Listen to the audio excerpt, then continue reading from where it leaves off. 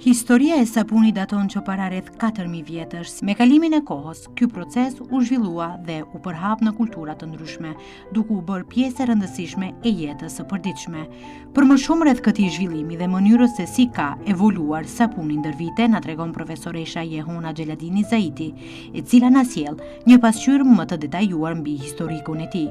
Edhe pse duket një produkt i thjeshtë, sapuni mbetet rezultati një procesi të mirëfill shkencor dhe i një tradite të gjatë historike. Sapuni historikisht ka filluar, domethënë, përdoret që në Egjiptin e vjetër, para 4000 vjetëve. Mirë po, më pas, të parët të cilët e kanë formuar sapunin e fortë janë arabët, që e kanë përgatit me lëngun e hirit. Druprin që e djegim, hiri që krijohet, është tretur me ujë dhe uji i fituar nga hiri është përzier me yndyrnat në atë kohë, dhe kanë filluar të krijohen sapunat e parë. Më vonë, ka fillimi i shekullit të 19, Franca është e para e cila fillon që të bëjë këto sapunat që i përdorim edhe sot. Profesoresha Jehona Xheladini Zaiti na tregon më në detaje gjithçka që duhet të dimë rreth sapunit dhe rëndësinë që ka për higjienën dhe shëndetin e njeriut. Materialet bazë të përgatitjes së sapunit janë kryesisht vajrat. Sa më cilësor vaj, aq më cilësor është edhe sapuni, dhe nga ana tjetër kemi edhe bazat të cilat i shtohen që kryhet sapunifikimi. Në fillim, para se të fillojmë me sapunat, duhet merren masat gjatë punës, që janë dorashkat, janë maskat, syzet, përparset e kështu me radhë, dhe mjetet tjera të cilat përdoren për përpunimin e sapunit. Pas kësaj pune, domethënë menjëherë fillojmë me tretjen e bazave, që si bazë e kemi hidroksidin e natriumit, e cila tretet në ujë dhe kërkon një periudhë të caktuar, për shkak se hidroksidi i natriumit gjatë tretjes i ngrehet temperatura dhe neve duhet na bjerë në një temperaturë të caktuar që të bëjmë sapunifikimin. Dhe nga ana tjetër, pasi e kemi kryer këtë punë, fillojmë që t'i matim vajrat, në varësisht se çfarë sapuni do të vendosim që të bëjmë. Kur matem vajrat, zakonisht vajrat shkojnë me përqindje ose me gram. Dhe baza e të gjitha sapunave që dalë një cilësi shumë më e mirë, na duhet vaji i ullirit, që është si bazë e sapunave. Dhe pastaj varësisht se për cilat sapunat do të drejtohemi, atëherë vendosim që t'i shtojmë edhe vajrat tjerë. Mirë po, në këtë proces, gjatë zbërthimit të hidroksidit të natriumit, ne mund të mos përdorim ujë të destiluar, por në të njëjtën kohë që ta bëjmë edhe më cilësor sapunin, hudhim çajna të bimëve të ndryshme që e rrit kualitetin e sapunave. Temperatura në mes të vajrave dhe hidroksidit të natriumit është më e rëndësishme dhe përzierja e të dyjave në të njëjtën kohë. Domethënë kjo është ajo është baza. Mund të na thoni se sa kohë duhet që një sapun të jetë gati për përdorim të themi? Që të ndodhë sapunifikimi i tërësishëm i një sapuni, na duhet 24 orë, që mbulohet, rri në kushte, domethënë të ngrohtë, dhe pas asaj, që hudhet në kallëp, pas daljes nga kallëpi, sapunat duhet të qëndrojnë 4 deri 6 javë. Prej 4 deri 6 javë. Këtu bëhet fjalë për sapunat që ne i përgatisim me vajra, ndërsa ato sapunat të cilët i përgatisim me bazë sapuni, ato janë të gatshme menjëherë pas 24 orëve që të mund të përdore. Po vetë sapunifikimi, domethënë, që krijon pastërtinë në trupin, në lëkurën tonë. Kjo e vënë, domethënë, ajo ashtu. A ndryshon të themi përbërja e sapunit në varësi të llojit të lëkurës? Po, ndryshon. Detyrimisht që ndryshon. Për shembull, njerëzit të cilët kanë lëkurë të thatë, nuk duhet që të përdorin sapuna që kanë sasi të madhe të vajit të kokosit. Për shkak se vaji i kokosit është pastrues shumë i mirë po nga ana tjetër e than lëkurën. Dhe për këtë preferohet, domethënë që sapuni të jetë më shumë me vaj ulliri.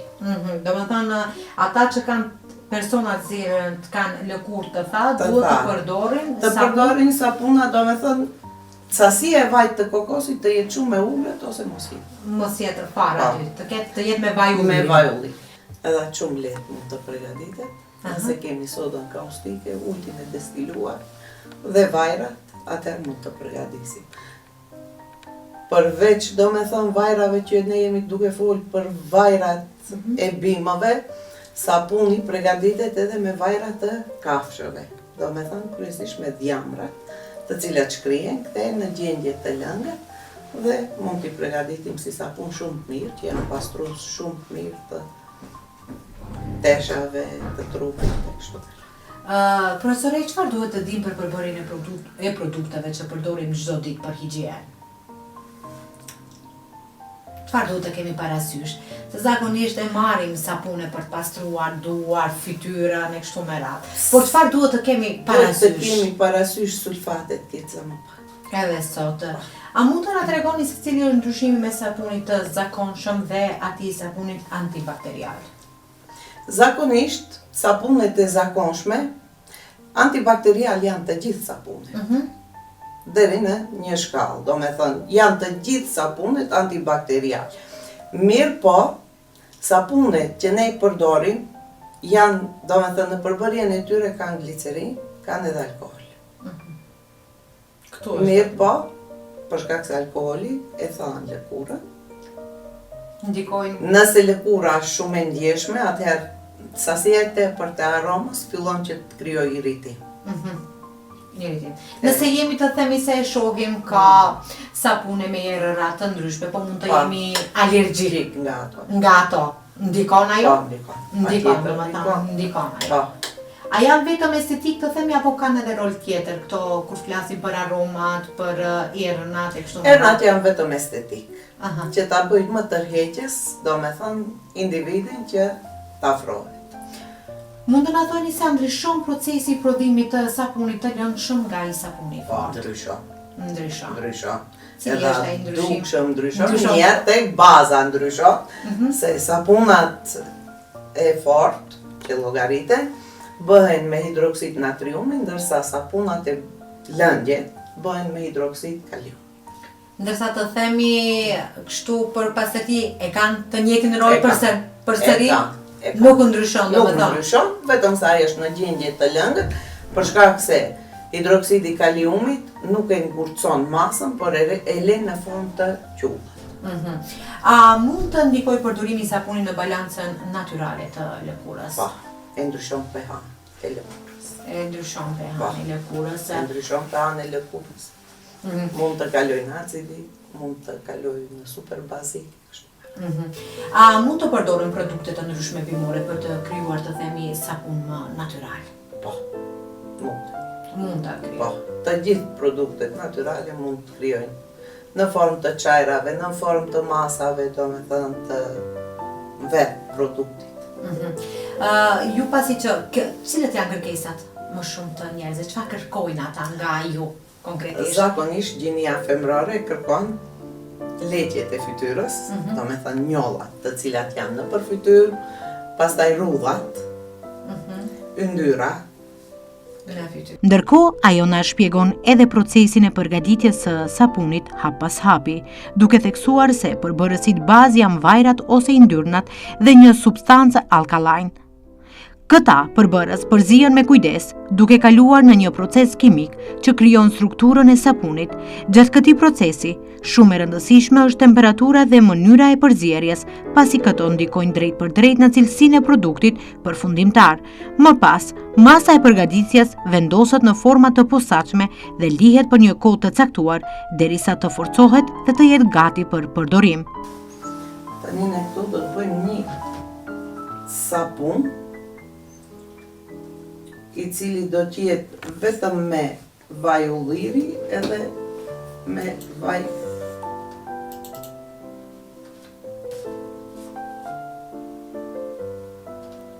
Çka ndodh, të themi, nëse shton një përbërës më shumë diçka?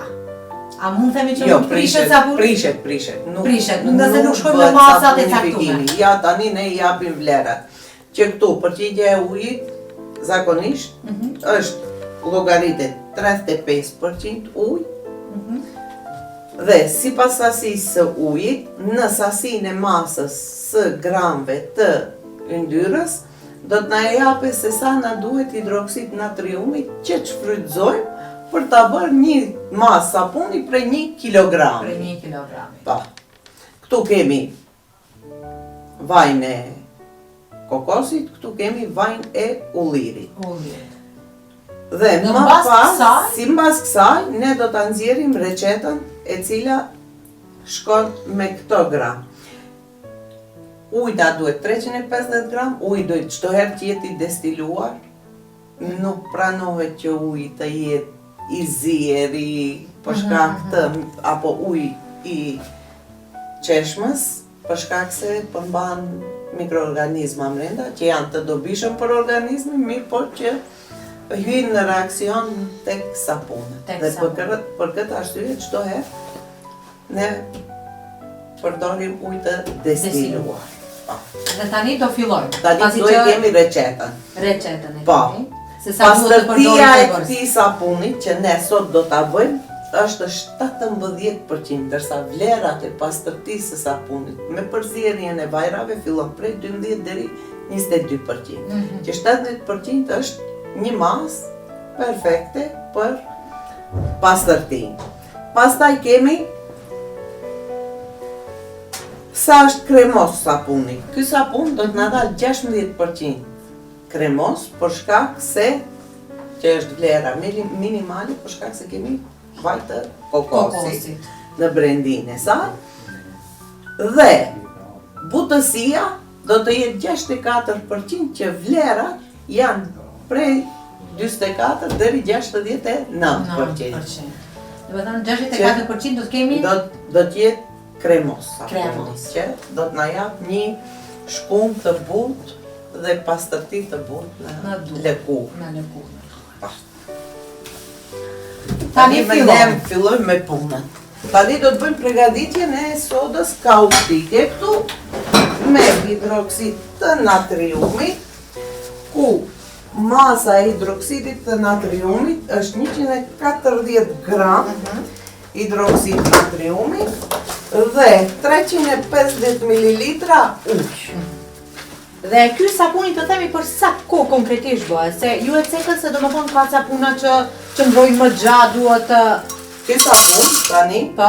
24 orë do të rri në temperaturë. Do të thënë, do ta përgatitim, do ta mbështjellim dhe do ta lëmë deri nesër në këtë kohë. Në këtë kohë. Që të themi të... Bëhet sapunifikimi i tërësishëm. I tërësishëm. Tani këtu ne kemi edhe peshorët, që nuk mungon asnjëherë. Asnjëherë. Pa peshorë asgjë nuk mund të bëjmë. Pa peshorë punohet tek sapunët. Domethënë gjithçka duhet të jetë fiks. Nuk duhet të Ja, shkojmë tani e kemi 41, patjetër 40 ta sjellim. Ja, arritëm në 40. 140 gram. Ta largojmë ajo sodë kaustike. Tani do ta vendosim tamatin ujin. uje.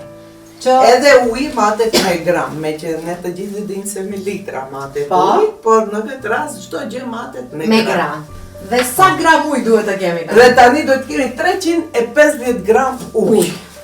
Që uji duhet të jetë uji duhet të jetë i destiluar, detyrimisht i destiluar. Nuk guxojmë të përdorim ujë qeshme ose ujë thjesht.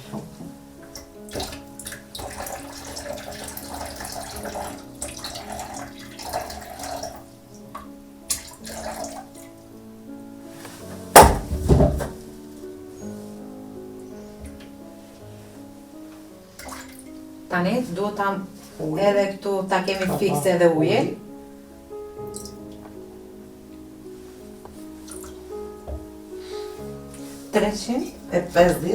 gram ujë.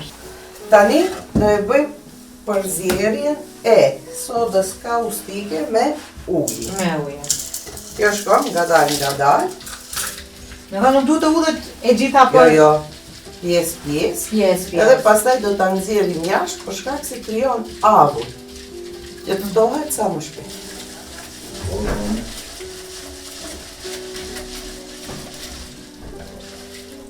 tani ti përgatisim vajrat.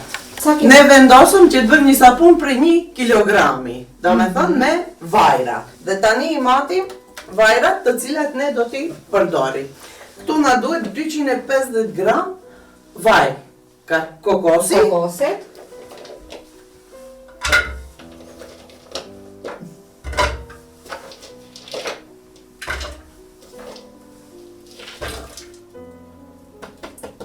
Dhe në të njëjtën kohë, tani do t'i vendosim edhe vaj ulliri. Vaj ullirit është mirë që t'jetë ekstra virgjën, por nëse nuk është, atëherë fortësia e vajit duhet të jetë 14. 14. Pa. Ndërsa vaj sa duhet të shtoj? Tani vaj ulliri do të shtojmë 750 ml.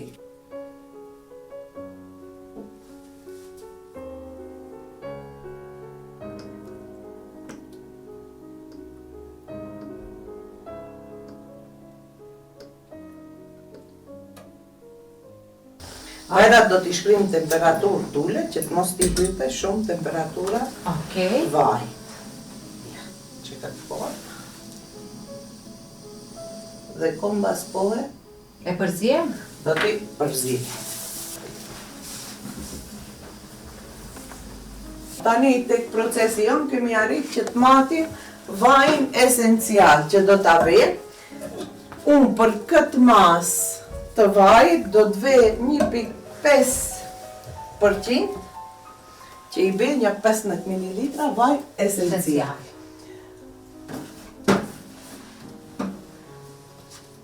Kjo është vaj esencial I bimëve të përzierë.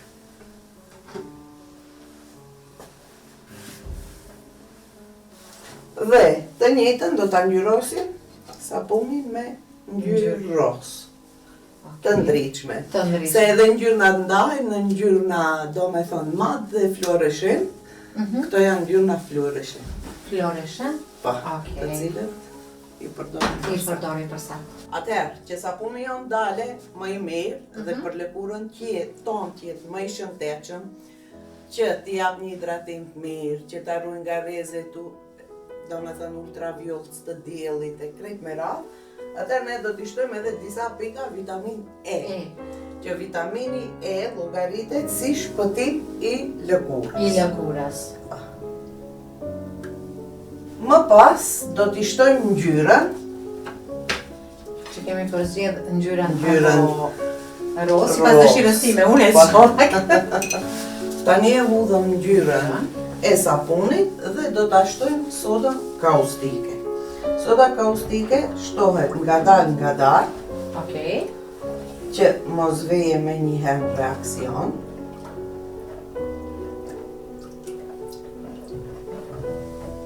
Dhe e përzijem.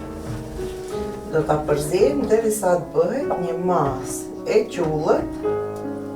Tani sapuni kemi janë në pjesën përfundimtare. Gati përfundimtare, që ta hudhim në kallëp.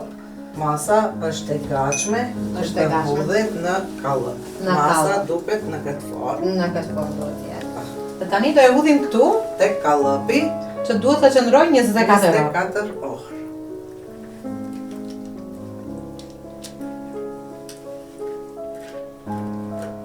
Tu kemi 1 kilogram, ashtu në fillim? Këtu kemi 1 kilogram vajra, së bashku me hidroksidin e natriumit dhe së bashku me ujin, të cilin e kemi rreth 1 kilogram e 600 gram sapun. Dhe mbas 24 orëve ne mund ta? Ne lirisht mund ta presim dhe ta vëmë që të thahet. Edhe kushtet e tharjes janë do ta përzijem pak që të mos ta ngilen fluskat brenda. Dhe nga dal ne nëse e lëm për një periudhë të shkurtër, ne mund t'i japim një formë ashtu si duam ne. Pjesa e sipërme të veproj njëjtë si pjesa e poshtme, që ka fillu të sapunifikohet, unë do ta spërkas pak me alkohol 96%. Që gjatë qëndrimit që do t'jetë këtu, mos ketë ndonjë bakterie, virus, do me thënë ta pastrojmë. Tani këtë mas ne duhet ta mbulojmë. Okej. Dhe mbulojmë me plasmas në këtë formë. Apo në pakës. Po, të ndihmoj diçka? Çekaj, baje pakës. Pa në qërë. Edhe e vëmë në këtë formë. Dhe këtë mas ne tani do ta mbulojmë që të mbajë temperaturë. Temperaturë.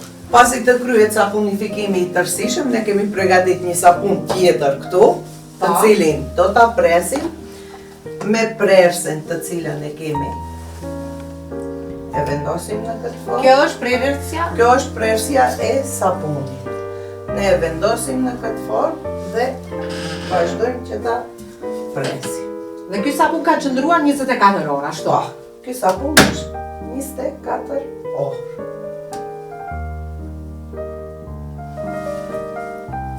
Dhe kështu që ne kemi edhe mos jarojmë edhe këtë pjesën Po. këtu, në forma të ndryshme të... Dhe në të njëjtën kohë kemi dhe sapunët të cilët njëjtë dje kemi hudhë në për kallëpa. Në forma të ndryshme. Në formë ndryshme.